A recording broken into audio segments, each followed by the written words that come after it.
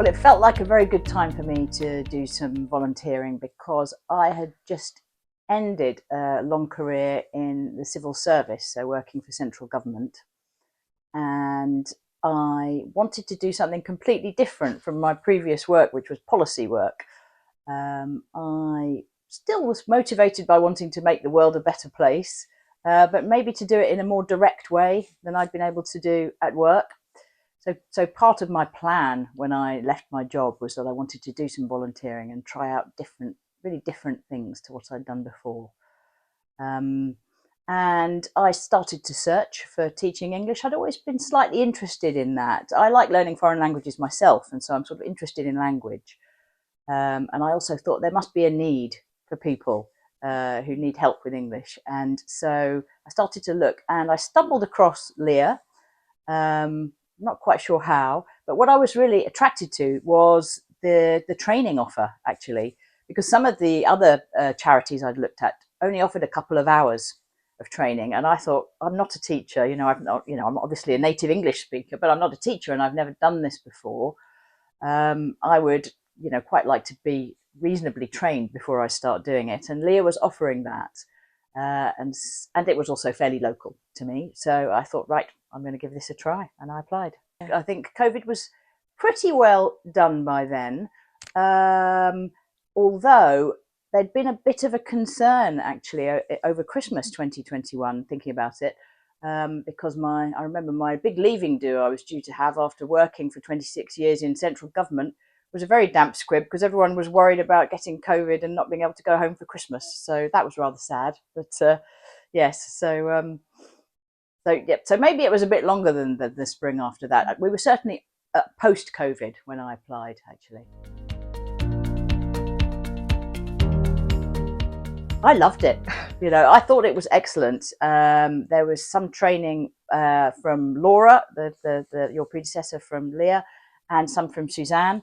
Very expert teacher of ESOL, and it was all done by Zoom, but it was over 6 weeks.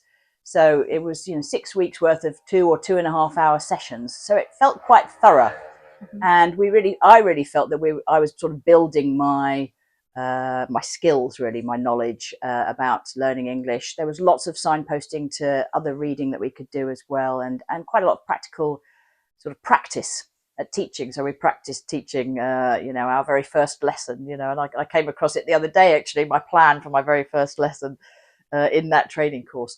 So I feel I learned a lot, and it gave me the building blocks, the confidence to get started. Yes. So I wanted to teach face-to-face. I've still never taught a lesson online, actually. That's something I probably should try to learn, but I was keen on doing face-to-face. And Leah told me that there was a need in Hounslow, which is just down the road from me. So I was going to do a face-to-face lesson, and the first time was meeting the person at a pairing meeting, I think they're called. So my coordinator, Savannah, met me at the home of the person I was going to teach, and yes, I felt quite nervous. I wondered how it was going to be. I was walking into someone's home that I'd never met before. And I didn't know whether she'd be able to speak any English at all. So it was a young Afghan mother, my first student, and we got through that meeting, and then Savannah said, "Right, so next week, you're on basically for your first lesson." So it was good to have her there for that initial meeting. It gave me some confidence that I knew where I was going and so on, and what to do. But then the real thing came around a week later. And yes, I was quite nervous because I'd never done this, before, really, other than my training. But then I reminded myself that my student is likely to be way more nervous than I was. So that again gave me a bit of strength in my spine to go ahead and do it. And yeah, we had a very basic first lesson, and I spent a lot of the time trying to find out how much English my student had already picked up. And it was more than I expected, although I was constantly surprised through the time I was with her by the things she knew and the things she didn't know as well. I suppose when someone's not taught formally, they pick up different things to what you might expect if you're taught in a class setting. Oh, But completely different. So I spent a whole year teaching that student one-to-one, which was a great experience. We, over the weeks we built up a relationship, and I always numbered my lessons, and I think in the end we had over the year 40 lessons or something like that. So that was a lot of hours to spend with somebody. So we got to know one another. I got to know her little toddler. She started expecting another baby when I was teaching her. So we did a lot of vocab about baby equipment and things that you need to know, going to the clinic and all that sort of thing, which I hope was then useful to her.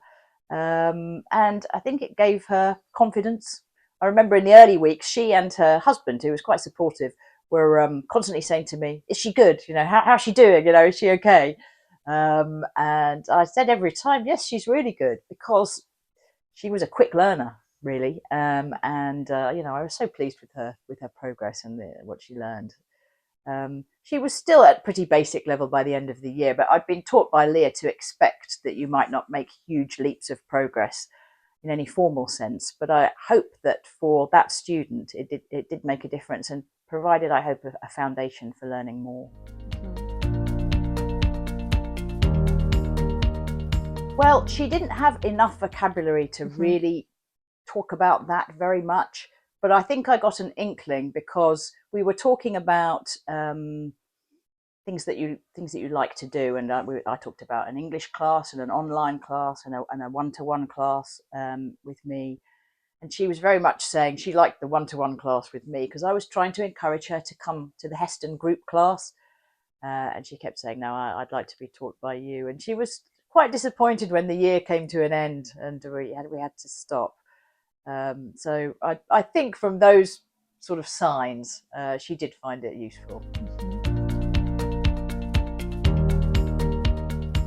Well, I believe she's still living in the same place. So she had her second baby. In fact, it was due on Boxing Day. And so we decided to finish, I think it was around the 10th of December. We thought that was a good time. And that had been our year finished also. And so she'd been getting increasingly uncomfortable as we sat there in the lessons. And we had to shorten them slightly because, just sitting there while she was heavily pregnant was a bit uncomfortable for her. But all of those things can be adapted to. So we said goodbye, and it was very moving, actually. She got me a gift and said, "Thank you, teacher," and all that sort of thing. So I was quite choked up when it came to say goodbye.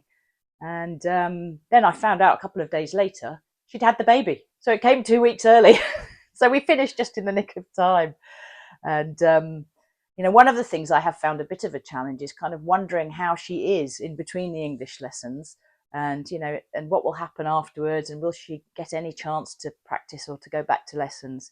But again, Leah's been really helpful in that because Savannah, my coordinator, was able to find out by talking to her key worker and that sort of thing whether she was okay and getting sufficient support, and she did let me know that she was, so I felt pleased about that. And I'm still hoping to see her in the Heston class one day. That would be fantastic.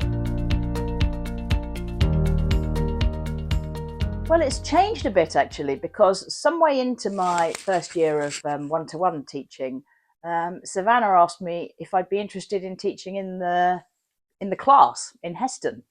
And I thought, well, that might be interesting. I'm not sure I can teach a whole class. Again, that lack of confidence slightly, can I do this? But I thought I'll come along and just see what it's like. And really, I've been there ever since. It turns out that teaching a class is fantastic, and I've liked it so much more than I expected to. And I've kind of analysed with myself why. And I think it's that there's a buzz in a class of people which you can't quite replicate in a one-to-one situation, which I really enjoy. That sort of energy in the room is really stimulating. And some of the people in that class are at a very basic level of English, and they've also been through an awful lot. They're all asylum seekers or refugees. But they try so hard, and it's really motivating to see the effort they put in to learning what we have to teach. And one of just the other day, I was so happy because I saw two women from different backgrounds having a conversation in English, and that's what we're trying to achieve, really, to get people to the point where they feel they can do that, to help them make friends and so on. So that's one thing. You know, I've found that I don't mind too much standing up in front of a class of people. In fact, there is an element of performance to doing that sort of thing, and I think it's bringing out my inner actor, because I'm always trying to get them to smile. That's my aim often, especially if they're all looking a bit tired or a bit puzzled or whatever. So I usually manage to get a few smiles, even if it's just by doing some sort of silly mime to try and explain what a word means. So then I consider it a success, you know, if I've got plenty of those through the lesson. But yeah, that I found really enjoyable, and it's given me a real sort of self belief that I'm able to teach a class, and it encourages me. I've done additional training with Leah, you know, looked into additional materials. I spend time sort of making new materials for the classes that I'm leading on, and I think that just shows that it's something I'm really keen on doing, and you know, so it gives me a lot, and it gives me a chance to help people learn a skill that they really need. Yes, I mean, sometimes it's just really challenging to convey what you mean with someone who's got very, very little English, and perhaps can't read in their native language either, which was the case with my one-to-one student. And you know, I looked at Google Translate. They have audio for some languages, but not for hers, unfortunately. So there were times when I wanted to say more or ask her more and that sort of thing, or explain things better. Wasn't able to always do it. Um, but it makes you sort of dig deep and really work out how to explain what you mean. Do I need to use actions? Do I need to point to a picture? Do I need, you know, a piece of video on YouTube or something just to convey a meaning? So it stretches you, it challenges you a bit, I suppose. Um, you know, it would have been nice to be able to have a really good conversation with her. You know, maybe one day we'll get to that point if she keeps on learning at the rate that she was. And as I said earlier, you know, wondering how my students are in the rest of their week. You know, I think about the ones that we teach at the class quite often, and kind of wonder how they are. And then sometimes people disappear, and it's because they've been relocated to other parts of the country.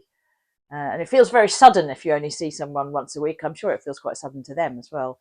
So that can be hard, you know, because you form bonds with people, you know, when you see them every week and are trying to teach them something. So yeah, so just the, you know, the circumstances that our students live in, that can feel a bit challenging, I think.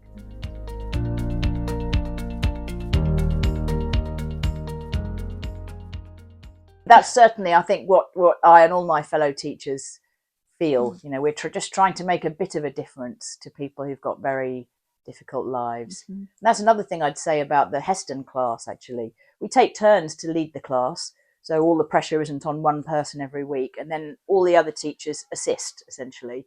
And I think that makes it a lot more manageable for a group of volunteers, and it also makes it more fun. And there's a great camaraderie between the different teachers as well, which is really enjoyable. I look forward to it every week.